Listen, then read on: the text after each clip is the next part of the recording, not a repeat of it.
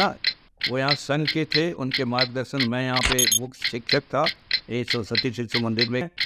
विभिन्न अफजाएँ लागू की, जिसके कारण एक बार ताला लगवाई, फिर ताला खुलवाई और कई प्रकार के कारसेवक वहाँ भी स्वर्गवासी हुए। इधर उधर भक्ति गिरते पड़ते बंद कर दिए और राष्ट्रपति शासन लगा दिया। नमस्कार, आप देख रहे हैं दैनिक चिंतक, मैं पूनम भारती। 22 जनवरी 2024 ये जो दिन है सुर्खियों में लिखे जाने वाला है। यह दिन ऐतिहासिक दिन बनने जाने वाला है और यह दिन इतना खास है हम सबके लिए, सभी के लिए, क्योंकि इस दिन अयोध्या में राम लल्ला जी की प्राण प्रतिष्ठा होने वाली है और इसका जश्न पूरे देश में बहुत ही धूमधाम से मनाया जा रहा है। सब में उतनी ही खुशी है जितनी जब राम जी ने वनवास काटकर पुनः अयोध्या जब वो आए थे, वैसे जो उस वक्त जो खुशी थी वही खुशी आज पूरे देश में सबको वही खुशी फिर से महसूस हो रही है। और जैसे कि आपको पता है कि जो मंदिर है वो बहुत ही विवादों में था और इतने विवाद के बाद, इतने संघर्षों के बाद वह पुनः स्थापित होने वाला है 22 जनवरी को, और जिसका खुशी उल्लास पूरे देश में हमको देखने को मिल रहा है। सब गली मोहल्ले हर जगह सिर्फ राम जी की चर्चा चल रही है। आज जितनी खुशी इस मंदिर को लेके मनाई जा रही है, उतनी ही संघर्ष की कहानी भी है इस मंदिर के पीछे, जो कि हम सुनेंगे एक कार्य सेवक जी से, उनकी जुबानी। जब वह 1992 में अयोध्या गए थे तो उस वक्त की परिस्थिति क्या थी और उस वक्त उन्होंने क्या महसूस किया था, और अब वह कैसा महसूस कर रहे हैं जब राम लल्ला जी की प्राण प्रतिष्ठा होने वाली अयोध्या में 22 जनवरी को। चलिए सुनते हैं उनकी कहानी उनसे ही। जय श्री राम, भारत माता की जय। जय जय श्री राम। आज पूरे भारत में ही नहीं वरन पूरे विश्व में जय श्री राम, जय श्री राम, जय श्री राम के नारे घर घर, गली गली, मोहल्ले मोहल्ले, शहर शहर हर जगह गूंज रहा है। यह आवाज़ सुनकर मुझे अपार संकोच प्राप्त हो रहा है, क्योंकि यह अवसर देखने के लिए 550 वर्ष से हमारे पीढ़ी दर पीढ़ी हिंदुस्तान के सनातनी उसके लिए संघर्ष करते आए हैं। और कितनी विपदाओं के बाद, कम से कम 10, 15, 12 पीढ़ी तो समाप्त हो गई और रामलला को, भगवान को स्थापित होते हुए अपने आराध्य देव को देखने के लिए वो नहीं देख पाए। परंतु आज वह अवसर आया है कि हिंदुस्तान के सभी सनातनी, हम लोग बड़े भाग्यशाली हैं कि कितने बलिदान के बाद आज हम लोग साक्षी बन रहे हैं, अपनों आँखों से रामलला को स्थापित होते हुए देख रहे हैं। ये अपार खुशी की बात है। और ठीक है, रामलला जी की स्थापना हो रही है, प्राण प्रतिष्ठा हो रहा है। पूरे भारत ही नहीं वरन पूरे विश्व में लोग खुश हैं, उत्साहित हैं। और उत्साहित के साथ साथ हम पिछले कुछ 20, 25, 30 वर्ष पहले की यो जाए तो कहीं न कहीं रोए हमारी आत्मा, और वह एकदम सिहर जाती है, कांप जाती है कि वो भी एक समय था जहाँ पे सरकारें बोलती थी कि यहाँ पे क्या पैर नहीं मार पाएगा, क्या पर्दा भी पर नहीं मार, आप पर्दा भी पर नहीं मार पाएगा, पैर नहीं मार पाएगा। उसको चुनौती देते हुए सनातनियों ने सबसे पहले अक्टूबर के महीने में 1990 में एक सांकेतिक कार्य सेवा की और पूरे भारत से, हर प्रदेश से वहाँ पे कार्य सेवा के लिए लोग आए। उस समय भी वहाँ पे गोलियाँ चली। अब कम से कम नहीं तो 10, 15, 20, 25 लोग उस समय भी उनके इस अत्यायी जो सरकार थी उसके दमनकारी के कारण वहाँ पे कार्य सेवक शहीद हुए। उसके बाद परिस्थितियाँ बदलती रही। विश्व हिंदू परिषद, RSS इसमें अधिक रुचि लेके और भारतीय जनता पार्टी के लोग भी रुचि लेके इसमें कुछ ऐसा करते रहे कि यह हमारा जो मंदिर है हमारे उसमें आ जाए। परंतु कांग्रेस की सरकार थी, कांग्रेस की सरकार ने विभिन्न आपदाएं लागू की, जिसके कारण एक बार ताला लगवाई, फिर ताला खुलवाई और कई प्रकार के गुमराह करते हुए 550 देश स्वतंत्र के 70 साल तक हम रामलला, हम अपने आराध्य देव को उस मंदिर में स्थापित नहीं करा पाए। अब आता है 1992। 1992 में ऐसा माहौल भारतीय जनता पार्टी ने और आरएसएस ने, विश्व हिंदू परिषद ने निर्मित की, जिसके कारण पूरे भारत से कार सेवक के रूप में लाखों लाखों की संख्या में, उसमें मैं भी योगेंद्र सिंह, आज के वर्तमान में जिला महामंत्री हूँ भाजपा, उसमें मेरा उम्र मुश्किल से 20-22 साल का रहा हूँगा। भिलाई से कम 50-60 हमारे साथ जो लोग गए थे, उसमें मैं भी उसमें शामिल था। यहाँ से 1 दिसंबर को हम लोग यहाँ से निकले और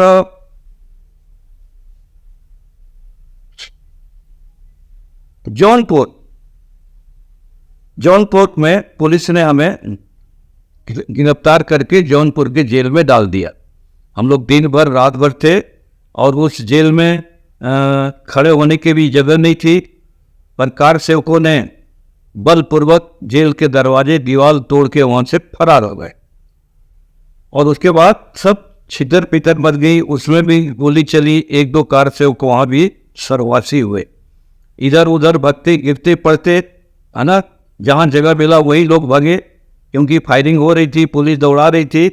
पर हमारे साथ जो हम लोग 13-14 लोग एक साथ एक समूह में जौनपुर के पास ही एक गांव था, उस गांव में जाके हम लोगों ने शरण लिया। गांव के लोगों ने, गांव के याद नहीं आ रहा मेरे को, पर उस गांव में हम लोग रात भर शरण लिए, वहाँ खाना वाना खिलाए। 2 दिन से हम लोग खाना नहीं खाए थे, तो वहाँ खाना खाए और उसी एक मंदिर था, मंदिर में हम लोगों ने शरण लिया हुआ था। वहाँ से नदी पार करके सवेरे 4 बजे हम लोग पैदल चले। पैदल चलते चलते चलते चलते 85 किलोमीटर, 80-85 किलोमीटर हम लोगों ने पैदल चला। कभी हम लोग पैदल तो नहीं चले थे, यहाँ के लोग थे, जूते चप्पल हमारे पैर में हमेशा रहते थे, पर उस समय जूते चप्पल भी सब छितर बितर हो गया था। खेत खलियान जंगल से होते हुए हम लोग नदी पार करके पैरों में छाले आ गए, कई लोगों को बुखार आ गए, कई लोगों को उल्टियाँ हुई, कई लोगों को लूज मोशन हो गया। चलते चलते अंत में चलते चलते एक हमीरपुर गांव था। उस गांव के पहले जैसे ही शाम हो गया था, 7 बज गया था, वहाँ से जैसे ही हम लोग निकल रहे थे तो गोली की आवाज़ आई। हम लोग डर गए और वहाँ पे एक ठो कुटी टाइप एक जगह दिखी, उसमें हम लोग घुस गए। तो वहाँ एक साधु महात्मा थे, उन्होंने हम लोगों को सबको बढ़िया समझाया कि यहीं छुप जाओ। हम लोग उसी में छुपे रहे और उन्होंने फिर कुछ खाने होने की व्यवस्था बनाई। उसके बाद बोले कि आप लोग मत जाओ यहाँ से, नहीं तो यहाँ पे बहुत माहौल है, यहाँ पे गांव से जाना ठीक नहीं है, यदि जाओगे तो कुछ भी हो सकता है, कोई भी मार सकता है, पीट सकता है और यहाँ कोई बचाने नहीं आएगा। तो आप लोग इस पीछे से घूमते हुए और करीब 20-25 किलोमीटर घूमते हुए आप लोग फैजाबाद जा सकते हो। तो हम लोग पीछे से फिर घूमते हुए दूसरे रोड से हम लोग फैजाबाद पहुँचे। फैजाबाद में हमारे कोई जायसवाल बंधु थे, उनकी बहुत बड़ी घर था, तो उनके घर के सामने उस समय क्या बोलते हैं, पर कोटा बोलते हैं। तो उस पर कोटा में भूसा वूसा पैरा वरा डाल के, चद्दर डाल के हम लोग वहाँ बैठे, चाय और नाश्ता हुआ और बोले कि यहाँ से मत जाओ, जाओगे तो बहुत आगे में खतरा है। तो उस समय करीब फैजाबाद के बाद हम लोग थोड़ा सा 1-1.5 घंटे रेस्ट लिए और फिर वहाँ से पुलिस ने हमको गिरफ्तार करी ये और कुछ लोग को बंद करके ला दिया। कुछ लोग भाग पड़े और सीधा अयोध्या की ओर गए हैं। तो वहाँ जाने पे सरयू नदी पार किए। पार करने के बाद गुम्बद जैसा ही दिख रहा था, है ना, और वहाँ पे 1 किलोमीटर तक जहाँ देखो वहाँ मुंडे ही मुंडे दिखता था, 1 किलोमीटर तक। तो वहाँ कम से कम ऐसा लगता है कि 10-12 लाख लोग वो पूरे क्षेत्र में इतनी बड़ी संख्या में थे। उस समय कल्याण जी की सरकार थी, उन्होंने सुप्रीम कोर्ट में लिख के दिया था कि ये कार सेवक ढांचे को छुएंगे भी नहीं, वो सिर्फ दर्शन करने आए हैं और दर्शन करके चले जाएंगे। जब हम लोग यहाँ से जा रहे थे उस समय, तो हमारे जो भेजने वाले लोग थे उसमें इनके फादर भी थे, क्या नाम था भूल गया, गोपाल कृष्ण शिंदे। हाँ, गोपाल कृष्ण शिंदे। गोपाल कृष्ण शिंदे, है ना, वो यहाँ संघ के थे। उनके मार्गदर्शन, मैं यहाँ पे मुख्य शिक्षक था, ये सरस्वती शिशु मंदिर में एक शाखा लगती थी और इस शरीर के वो कारवा थे। तो उनके मार्गदर्शन में हम लोग गए और ये बोले थे कि जा रहा है वो, तो वहाँ कुछ भी हो सकता है, कुछ भी हो सकता है, मर भी सकते हो, गोली भी चल सकती है और जेल में भी जा सकते हो, कब छूटे हो कोई भरोसा नहीं है। तो राम मंदिर बनाना है तो पूरा तैयारी होके जाना। इस प्रकार की बातें बता के तब भी हम लोगों ने तैयार होके ये सब चीज़ करके वहाँ गए। तो वो ढांचे को पास से मैंने देखा गिरते हुए, तोड़ते हुए, है ना। उसके बाद गोली चली, फायरिंग हुआ, हजारों कार सेवक मरे। और उसके बाद जब ढांचा 2 बजे, 1:30 बजे, 2 बजे से गिरना चालू हुआ, एक के बाद तीनों ढांचे को, उस बाबरी ढांचे को नमोनितान कर दिया गया, समाप्त कर दिया गया, है ना। और एक एक ईंटा लेके सरयू नदी में लोगों ने फेंक दिया, वहाँ कुछ था ही नहीं, है नामो निशान उसका समाप्त हुआ। उसके बाद तुरंत एक तो टेंट भी लगा दिए जहाँ पर मूर्ति थी अपनी राम लला जी जहाँ थे स्थापित, तो उसको अपन ढक दिए। ढकने के बाद फिर हम लोग को वहाँ से फिर शांत हो गया। तीनों, उस समय 3 सरकारें थी, उत्तर प्रदेश की, मध्य प्रदेश की और राजस्थान की। ये तीनों सरकार को उस समय पीएम थे नरसिंह राव जी, और वो तो श्रीमती सोनिया गांधी का ही सब चीज़ चलता था, जो बोलती थी होता था। उन्होंने बिना प्रस्ताव पात किए, बिना कुछ किए, तीनों सरकारों को तुरंत जैसे ही ढांचा गिरा उसके 1 घंटे बाद भंग कर दिए और राष्ट्रपति शासन लगा दिया। फिर हम लोग फिर से गाड़ी में बैठ के वहाँ से फिर यहाँ पे आ गए। एक कहानी है, और कितनी तकलीफ सहने के बाद आज का दिन जो आया है वो सही में हम लोग को बहुत मन को एकदम प्रफुल्लित कर दिया कि हमारी मेहनत, हमारी तपस्या, हमारी त्याग आज 22 जनवरी को साक्षात, जिसको हम अपना आराध्य देव मानते हैं, वो स्थापित होने जा रहा है। और भारत ही नहीं वरन पूरे विश्व के सनातनी आज खुश है, उत्साहित हैं। 22 को दिवाली मनाने जा रहे हैं, धूमधाम से मनाने जा रहे हैं। उसके लिए सभी लोग इतने ललाई से कि हम जाके वहाँ पे दर्शन करें, इतनी भीड़ जा रही है। उसके बाद भी हमारे देश के प्रधानमंत्री माननीय नरेंद्र मोदी जी को अपील करना पड़ रहा है कि आप लोग 22 तारीख को कृपया ना आए।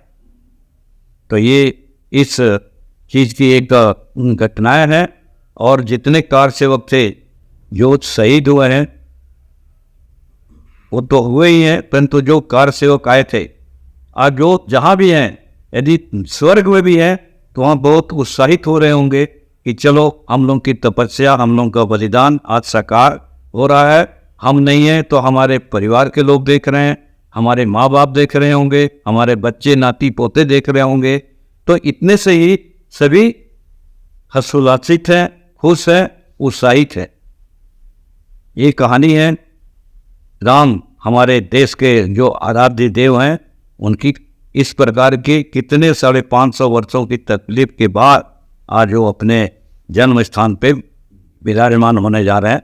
उसके लिए मैं बहुत खुश हूँ, आनंदित हूँ, है ना, कि हमने जो त्याग और तपस्या किया है आज वो फलीभूत होने जा रहा है।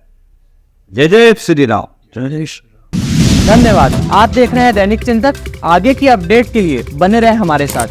हमारे चैनल को लाइक, सब्सक्राइब और शेयर करना ना भूलें।